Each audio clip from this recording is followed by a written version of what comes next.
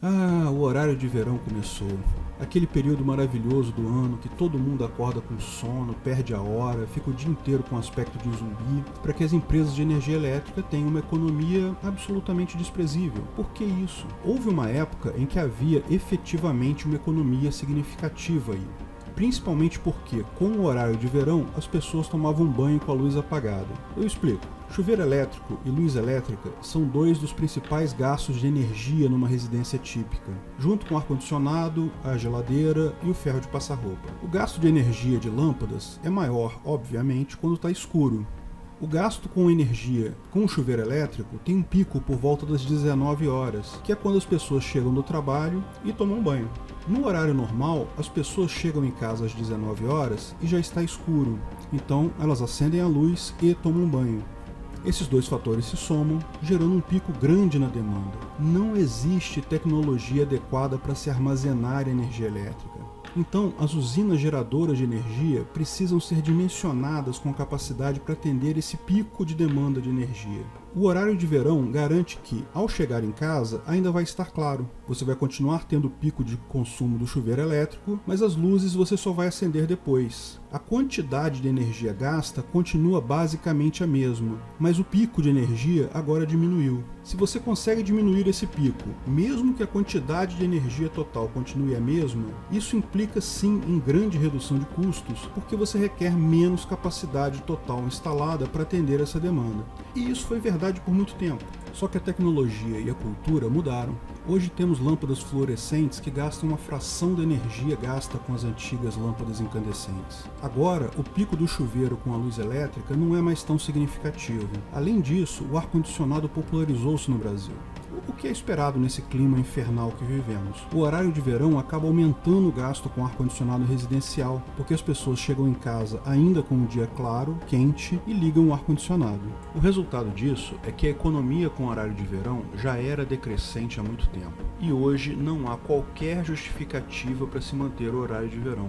Por que eles continuam fazendo isso? Só existe uma resposta possível. O governo é sadista. Não basta ele te explorar com impostos escorchantes e rir na sua cara com leis idiotas para arrecadar ainda mais dinheiro seu. Ele gosta de te fazer sofrer absolutamente pelo único propósito de te ver sofrendo. Ah, mas tem gente que gosta do horário de verão.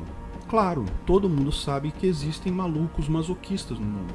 Tem gente até que paga para ser chicoteado em masmorras sadomasoquistas. Tem gente que se orgulha de pagar imposto.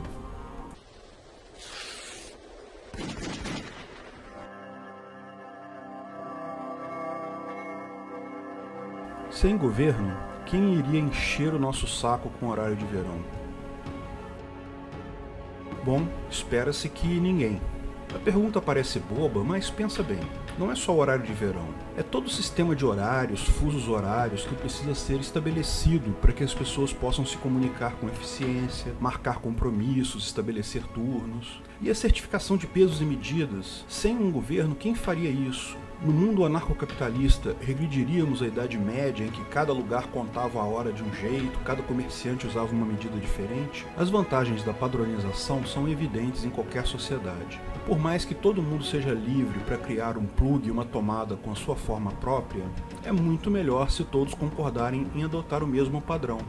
E a única forma de garantir que todos vão usar o mesmo padrão é um governo coercitivo obrigando a todos a fazer isso, certo? Errado, lógico. Me mostra aí quando foi que o governo obrigou todo mundo a usar o USB. No entanto, a indústria de informática seguiu o padrão simplesmente por ser o melhor para todos, com algumas poucas exceções de fabricantes que estão cagando para os seus consumidores. Todos adotam o padrão porque é o melhor para todas as partes. Não é preciso coação quando a solução é melhor para todos, basta a informação. Pode-se ver que a indústria da informática já surgiu com essa mentalidade. Quem cria os padrões? Há organizações abertas onde tais padrões são definidos, com processos tecnicamente adequados, consultas públicas prévias para garantir a adequação, gerando as RFCs.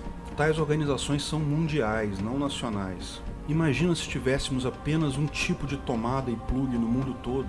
Lógico que governos jamais aceitariam isso, perderia a graça torturar seus escravos sadisticamente, com padrões nacionais que não servem em nenhum outro lugar do mundo. Numa sociedade de informação ampla, os padrões definidos são divulgados de forma aberta, e como é melhor interesse para todos, todos adotam. Ninguém precisa obrigar ninguém. Da mesma forma, é fácil imaginar que órgãos como a ABNT, que hoje já é fundeada majoritariamente pela iniciativa privada, continuaria existindo mesmo após o fim do governo, ganhando até mais atribuições, tais como definir uma norma para horários e fusos horários em determinada região. Ninguém seria obrigado a seguir suas deliberações, mas é o interesse de todos. Não há necessidade de implementação coercitiva, mas diferenças culturais podem ficar difíceis de conciliar, certo?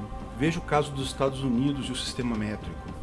Quando era colônia inglesa, adotou as unidades imperiais inglesas, libra, polegada, graus Fahrenheit, pés, etc. Após a independência dos Estados Unidos, no século XVIII, a França implementou uma ideia que já era cogitada por especialistas há muito tempo: a padronização de pesos e medidas em múltiplos de 10.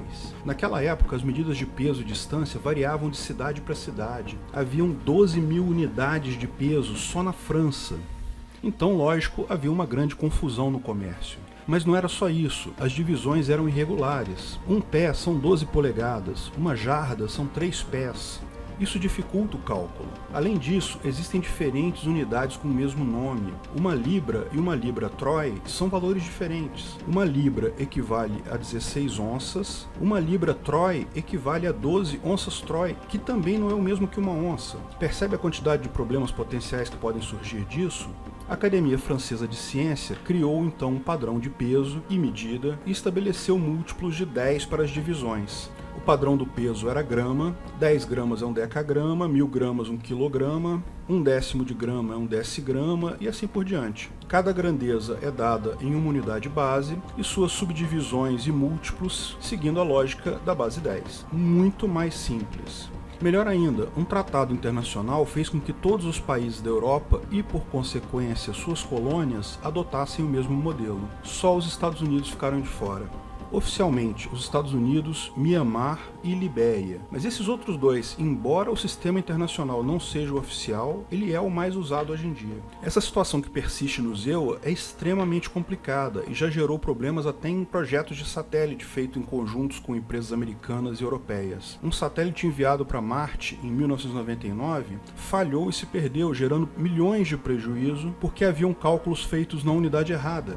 Parece óbvio que a solução mais simples seria forçar os Estados Unidos a adotar o sistema de medidas internacional. Embora uma mudança nesse padrão pareça difícil nos Estados Unidos hoje em dia, em tese, se o governo federal americano quiser, ele pode forçar coercitivamente essa mudança. Sem um governo para forçar tal alteração, parece impossível que a população faça isso. Até porque o principal motivo pelo qual o governo não faz essa alteração é esse. Vários presidentes americanos no passado tentaram implementar tal mudança, mas a reação negativa foi tanta que abandonaram a ideia.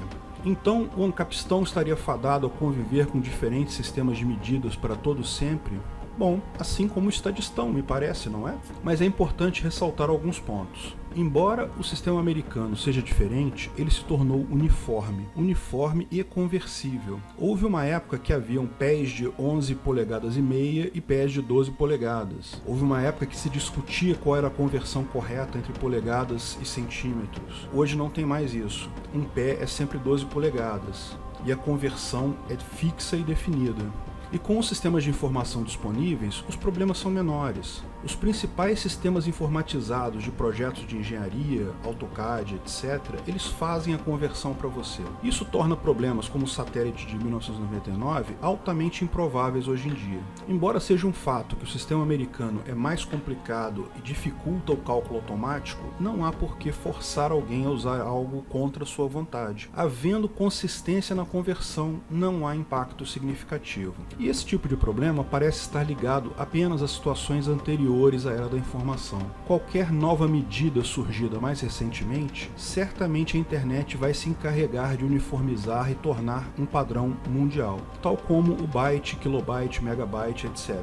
Se as tomadas elétricas tivessem sido inventadas hoje, certamente haveria um padrão único no mundo. E eu não acho improvável que um dia, talvez até bem próximo, o padrão USB passe a ser usado como tomada normal, apenas por ser um padrão uniforme mundialmente. A gente abandone a tomada tradicional e todos os aparelhos passem a usar a USB para carregar energia. Liberdade e convergência de padrões é algo natural que veremos cada vez mais ao longo do tempo. Me arrisco a dizer que até a linguagem vai se adaptar dessa forma, não com o mundo todo adotando uma mesma linguagem, porque isso criaria dificuldades culturais grandes, mas com a uniformização dos termos entre as linguagens. Termos cuja tradução é difícil ou muito específica tendem a perder lugar para termos facilmente conversíveis para outras linguagens em tradutores automatizados. O uso de programas de tradução já é grande e só tende a aumentar, mas usar termos de fácil tradução e não ambíguos tem a vantagem econômica de permitir a tradução simples e clara do texto. Eu me pego fazendo isso ao escrever os scripts desses vídeos. O futuro com liberdade jamais será uniforme. Haverão unidades diferentes, haverão línguas diferentes, mas a convergência de termos é uma tendência inexorável. Padrões vantajosos e lógicos sempre foram e sempre serão adotados livres de coação. Se você gostou do vídeo, não esqueça de curtir e compartilhar. Clique no logo do canal para assinar e ser avisado de novos vídeos. Se quer saber mais sobre o assunto, veja um desses vídeos que selecionamos. Se quiser contribuir com o canal, ajudar na divulgação do anarcocapitalismo, veja na descrição de que formas você pode fazer isso.